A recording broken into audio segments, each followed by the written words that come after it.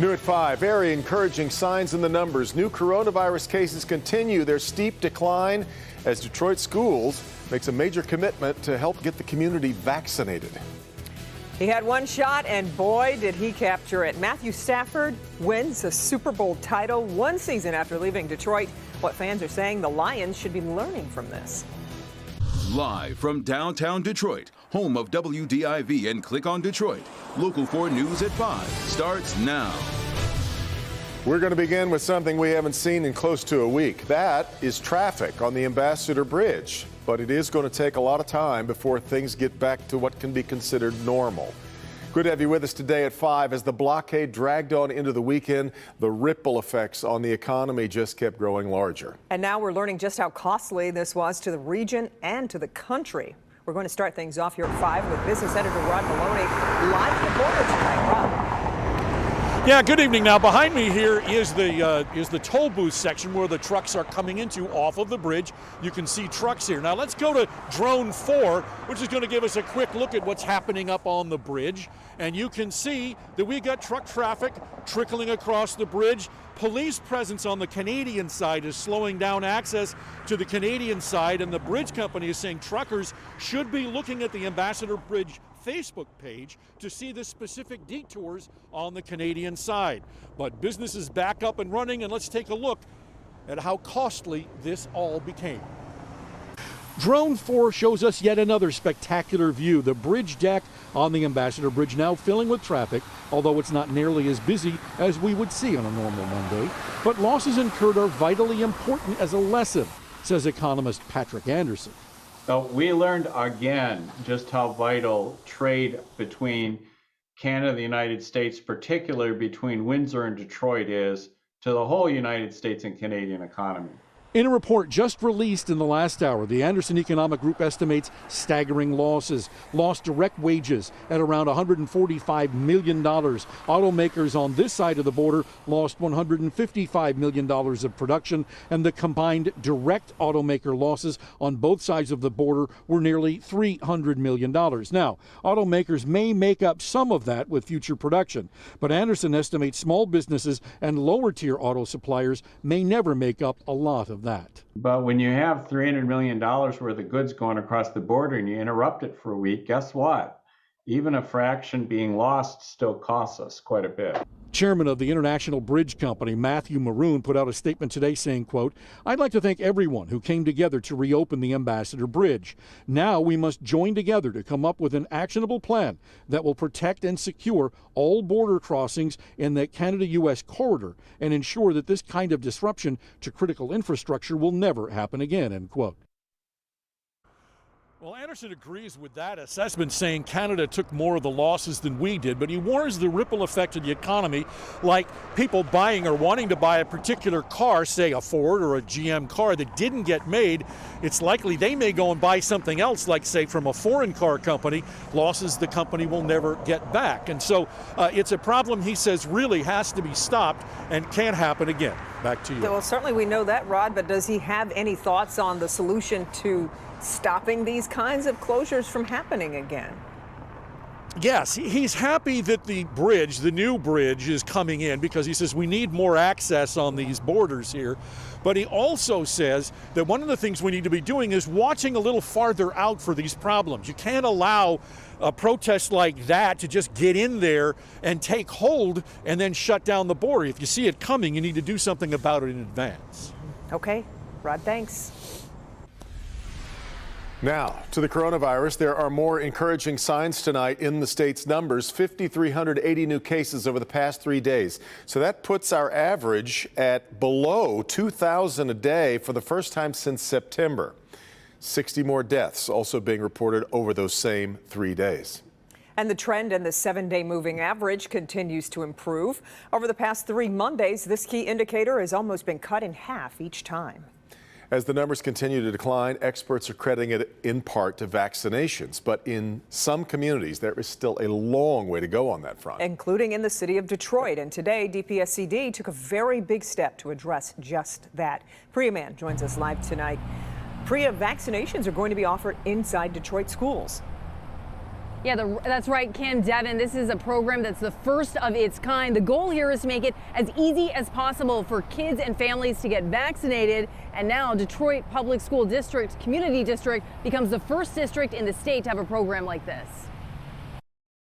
And I implore every family to take the opportunity to participate in this life-saving opportunity. DPSCD becomes the first district in Michigan to offer COVID-19 vaccinations at schools. With our students being here and our families being here, we just believe we can communicate faster, more efficiently, with a greater degree of trust, and eliminate a lot of the natural barriers that come along with getting a vaccine. COVID disproportionately affected communities of color, and when it comes to vaccination rates, Detroit falls below the state average.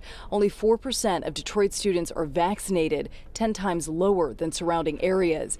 Now students can get the shot in school. This means that our school nurses will now be able to give COVID-19 vaccines in the schools to any student in the district whose family provides their consent. Our nurses have worked very hard to prepare for this time.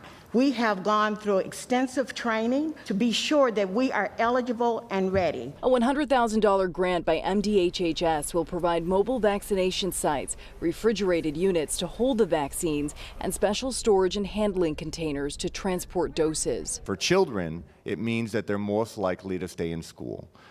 They're most likely not to bring home the virus to family members that may be vulnerable, who may not be vaccinated. Yeah, the goal here is to keep students and teachers safe. The program will roll out in 6 schools. The goal is to have these vaccination clinics in every school by the end of the school year. The district is also going to be handing out CVS gift cards as another form of an incentive. Reporting live tonight, I'm Priya Mann, Local 4.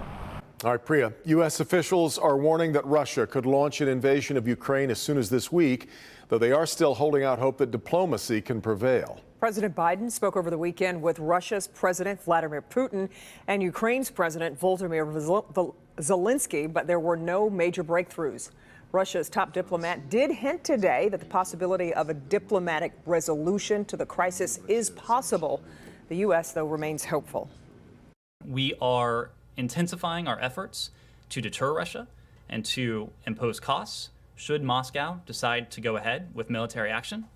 Whatever happens next, we are resolute in our support for Ukraine's sovereignty, for Ukraine's territorial integrity, and we will continue our assistance to the people of Ukraine.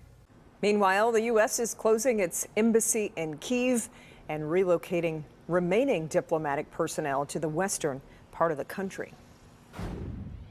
Let's turn our attention to the weather now. We woke up to single-digit temperatures to start the new work week. It was really, really cold, but there's a warm up on the way. Let's get over to Andrew, see how things are shaping up. Hi, Andrew. Hey there, Kimberly and Devin. You're right. We certainly had some snuggle weather for this morning, but appropriate for your Valentine's Day, getting a little closer to your sweetie to start off the day. Now, we still have cold conditions out there, temperature of 20 degrees here at the station. A few flurries that are floating around here around Heartland, also around Brighton and Howell, and in parts of Washtenaw County, even near Plymouth and also around Northville at this hour. But those flurries and snowflakes are few and far between. Now, it has been colder on this Valentine's Day, the coldest Valentine's Day back in 1905, with a starting temperature in the morning of 15 below zero. Back in the 1800s, -1. This morning's lows were in the single digits. We now have temperatures that are mostly around 20 degrees, and we fall into the teens in the next couple of hours. But generally dry conditions as you head out to dinner on this holiday. We'll talk more about tonight, tomorrow, the next few days coming up. All right, Andrew, how'd you feel about the big game? Maybe some mixed emotions for Lions fans last night. Many happy to see Matthew Stafford win a Super Bowl. At the same time, why couldn't it happen for the Lions? Well, tonight, Jamie Edmonds talking to the fans and the experts about why he needed to leave the Lions to get a crack at the title. Matthew Stafford played here at Ford Field for a dozen seasons. Never hosted a playoff game, never won in the postseason. About 365 days since getting traded, he did both of those things and won a Super Bowl. Matthew Stafford is the talk of the town today. My thoughts is that Matthew Stafford was always a great quarterback, but it just goes to show you that you have to put, a team around a great quarterback. A great quarterback. That's what Stafford was when he was here for 12 seasons, even if he was questioned constantly. Jim Costa, host at 97.1 The Ticket, says Stafford's Super Bowl win and overall performance in these playoffs is vindication for number 9. For years, he was scapegoated as the problem in Detroit, or you couldn't win with Matthew Stafford. And in the very first season he leaves, 12 months later, roughly, the guy's a Super Bowl champion. And the way he does it with touchdown drives to win the game in 3 straight playoff games, he wasn't just an accessory, he was a driving force. So where does that leave us? Lions fans, or leave the organization and ownership? Well, first, there's a lot of self-reflection because teams trip over themselves trying to find a franchise guy, and the Lions had a dozen years to win with someone like that, and they failed. So introspection, right? Learning from one's mistakes. As they stare at the future of the team right now, it's not Dan Campbell's fault or Brad Holmes' fault that Stafford didn't win in Detroit, but they have to learn from the Stafford years. Check out social media, and Stafford's win has a lot of people going after the Ford family. Lions fan Robert Quick isn't quite there, but does want to see some improvement. I'm not mad at him, but just go to show you that if you have a great quarterback, you have to build around him, with the running game, defense, and everything, and it can happen. Here's some positive news going forward, Lions fans. Brad Holmes was an evaluator of talent with the Rams when they found Cooper Kupp and drafted Aaron Donald.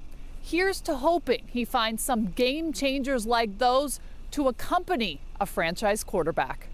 At Ford Field, Jamie Edmonds, Local 4. Oh, right. We were both pulling for him, right, Kay? Yeah, so happy for him. Yep.